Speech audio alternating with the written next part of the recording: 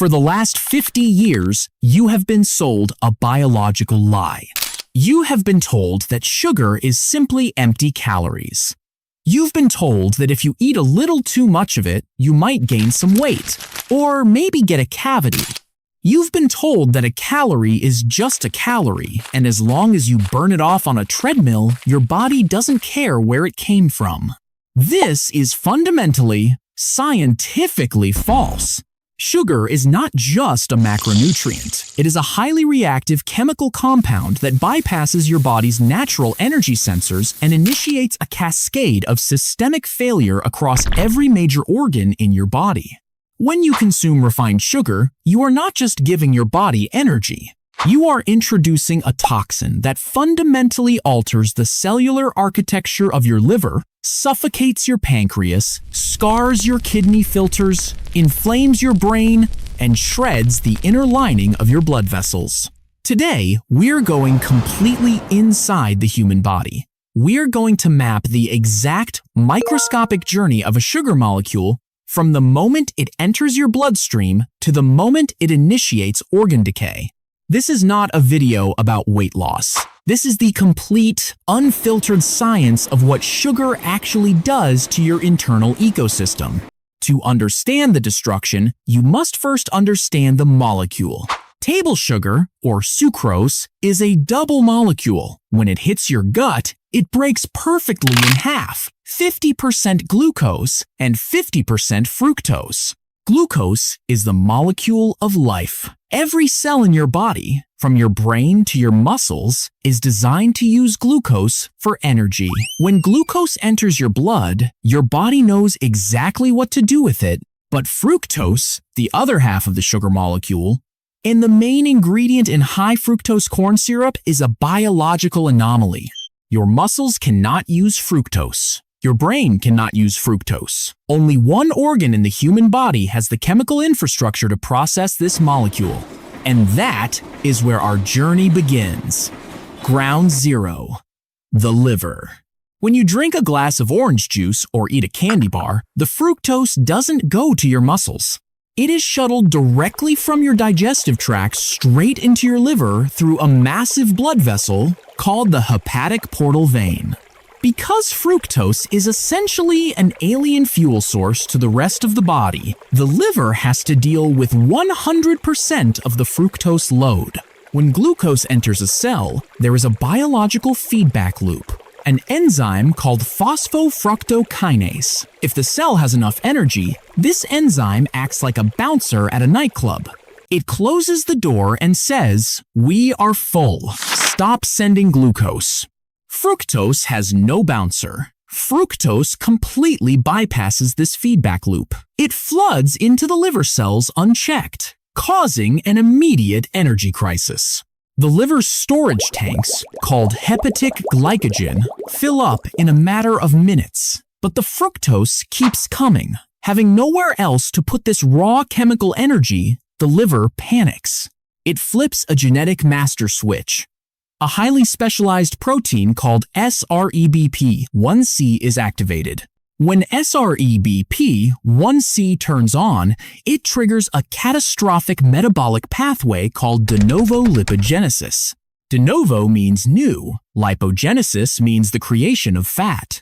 Your liver is forced to stop its normal functions of filtering toxins and making proteins, and instead, it becomes a fat-producing factory.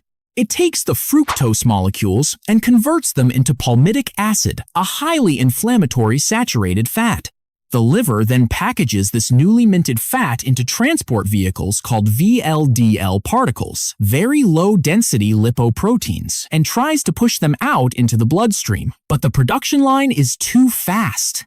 The liver cannot pump the fat out as fast as the fructose is forcing it to be made. The fat droplets get trapped inside the liver tissue. This is the birth of ectopic fat that is stored inside an organ where it does not belong. This leads directly to non-alcoholic fatty liver disease, a condition that now affects over 1 billion people worldwide, including children.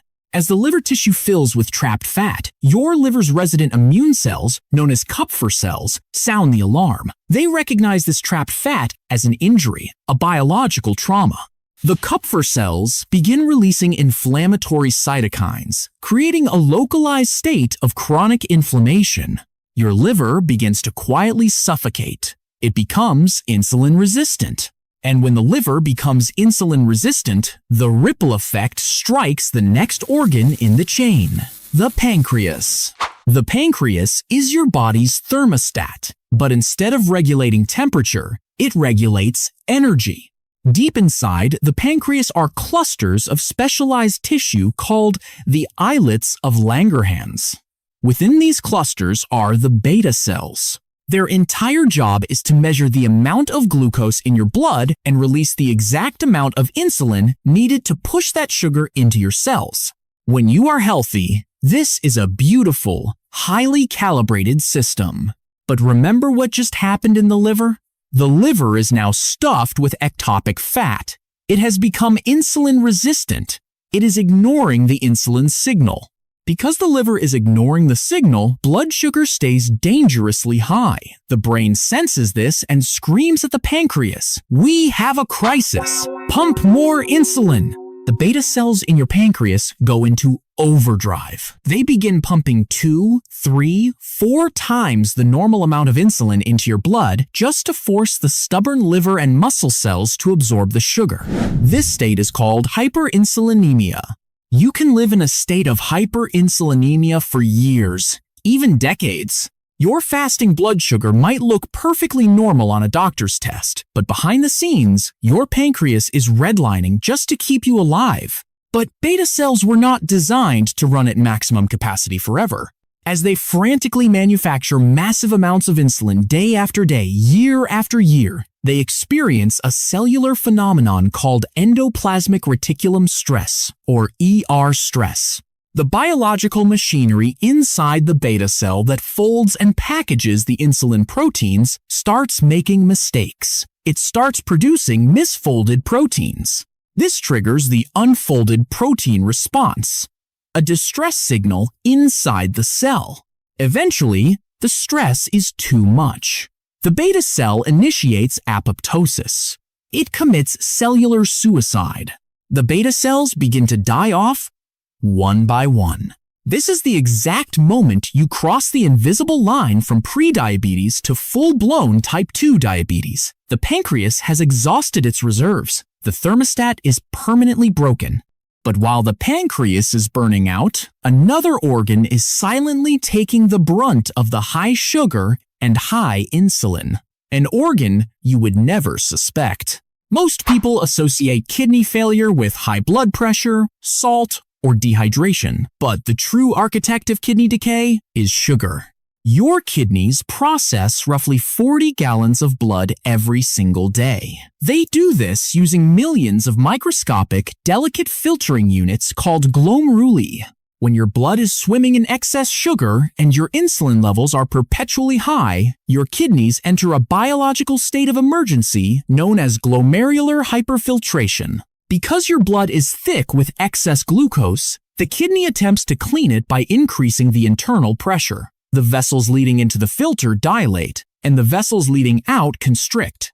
The kidney stomps on the gas pedal, filtering blood at a rate 20 to 30% higher than normal. But the physical pressure is only half the battle. Just like the liver, we now know that a specific part of the kidney, the proximal convoluted tubules, actively metabolizes fructose. And just like in the liver, when fructose enters the kidney cell, it raids the cellular bank vault. It rapidly depletes the cell of ATP, the basic molecule of energy. When the kidney cell's ATP is destroyed by fructose, it breaks down into a highly toxic waste product. This is a critical semantic node in our understanding of sugar, intracellular uric acid. Inside the kidney cell, this uric acid acts as a powerful pro-oxidant. It creates a localized explosion of oxidative stress. It damages the mitochondria and triggers severe inflammation inside the delicate tubules. The physical pressure of hyperfiltration, combined with the chemical toxicity of intracellular uric acid, begins to physically tear the kidney filters apart. The holes in the glomeruli get stretched. They begin to leak. Proteins that are supposed to stay in your blood, like albumin, are violently pushed through the damaged filter and lost in your urine. This is called microalbuminuria, the first clinical sign of kidney death. To heal the tears, the body lays down scar tissue. This is glomerulosclerosis. Over years of sugar consumption, the delicate filtering mesh is completely replaced by hard, useless scar tissue.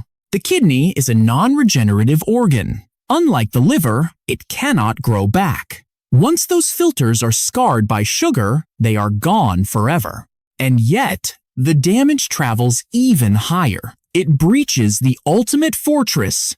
Your brain is protected by the blood-brain barrier, a biological shield designed to keep toxins out. But sugar is given a VIP pass. When you consume sugar, it doesn't just affect your waistline, it rewires your neurology. The moment sugar hits your tongue, it triggers the release of massive amounts of dopamine in the reward centers of the brain. The spike is so aggressive that it mirrors the neurological response of hard drugs. But the brain seeks homeostasis. It hates extremes. When you bombard it with daily sugar spikes, the brain defends itself by initiating downregulation. It physically removes and destroys D2 dopamine receptors. With fewer receptors, you need more sugar just to feel normal. This isn't a lack of willpower. This is a physical, structural alteration of your brain chemistry. You are biologically addicted, but the dopamine trap is just the beginning. The real horror of sugar in the brain is neuroinflammation. When blood sugar is chronically high, it agitates the brain's immune system. The brain has specialized immune cells called microglia. Their job is to patrol the brain and clean up debris. But high sugar and high insulin levels trigger these microglial cells to become hyperactive. They enter a chronically inflamed state, releasing cytokines directly into the brain tissue. This creates literal brain fog, a low-grade, constant swelling of your neural networks. This environment suppresses a miracle protein called brain-derived neurotrophic factor, or BDNF. BDNF is like fertilizer for your brain. It grows new neurons and cements new memories. A high-sugar diet forces BDNF levels to crash, physically shrinking your hippocampus, the memory center of the brain. Worse yet, just like the liver, your brain cells can become insulin resistant. When the neurons in your brain become resistant to insulin, they lose the ability to absorb glucose. They begin to starve to death, even though you are surrounded by calories. Medical science now has a name for insulin resistance of the brain. They call it type 3 diabetes. You know it by its common name, Alzheimer's disease. The sugar doesn't just make you forgetful, it starves your neurons until they wither. And as the brain starves, the delivery system itself, your blood vessels, is being shredded from the inside. When people think of heart disease, they think of cholesterol. But cholesterol is just the ambulance at the scene of the accident. Sugar is the car crash. The inside of your blood vessels is not smooth like a plastic pipe. It is lined with a delicate, microscopic forest of hair-like structures called the endothelial glycocalyx.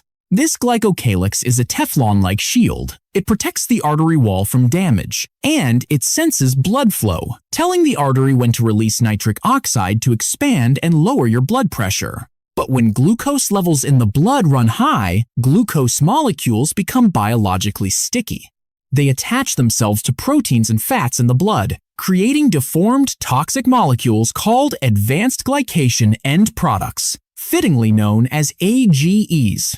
These AGEs act like microscopic sandpaper. As they pump through your arteries, they physically shear off and destroy the endothelial glycocalyx. Without this protective shield, the bare artery wall is exposed. It becomes inflamed and sticky. This is the moment of failure. Because the wall is damaged, LDL cholesterol particles get snagged and pulled inside the artery wall to try and patch the damage. The cholesterol becomes oxidized. Your immune system sends macrophage cells to eat the oxidized cholesterol. The macrophages gorge themselves until they die, turning into foam cells. This creates a highly toxic, inflamed pool of sludge inside the artery wall known as soft plaque. This plaque pushes outward. You have no symptoms. You feel perfectly healthy, but the fibrous cap holding that toxic plaque in place is razor thin, and the inflammation caused by the sugar is wearing it down. One day, your blood pressure spikes. The cap ruptures. A blood clot forms instantly to seal the tear, and blood flow to the heart stops in a matter of seconds. The sugar didn't just clog the pipe. It shredded the protective lining, trapped the cholesterol, and fueled the inflammation that caused the rupture. The human body is not a collection of isolated parts. It is a deeply interconnected biological ecosystem. When you consume refined sugar, you are not engaging in a simple transaction of calories. You are initiating de novo lipogenesis in your liver. You are forcing ER stress and apoptosis in your pancreas. You are creating intracellular uric acid in your kidney filters. You are downregulating dopamine in your brain, and you are destroying the glycocalyx in your arteries. But there is a profound, miraculous flip side to this science. The human body is an adaptation machine. The exact pathways that cause this destruction can be put into reverse. When you drop your fructose intake to 0, insulin falls. Glucagon rises, your liver shifts from making fat to burning it through beta oxidation. Your kidney pressure normalizes, your brain flushes the inflammation, and your endothelial glycocalyx can actually regrow. The timeline of healing is mathematically predictable, hour by hour and day by day. If you want to know the exact biological timeline of what happens when you cut the supply and how your body enters an aggressive state of self-repair, you need to watch this video right here. What happens when you quit sugar for 30 days? The full body timeline. Click the video on your screen now to see the exact timeline. I'll see you in the next one.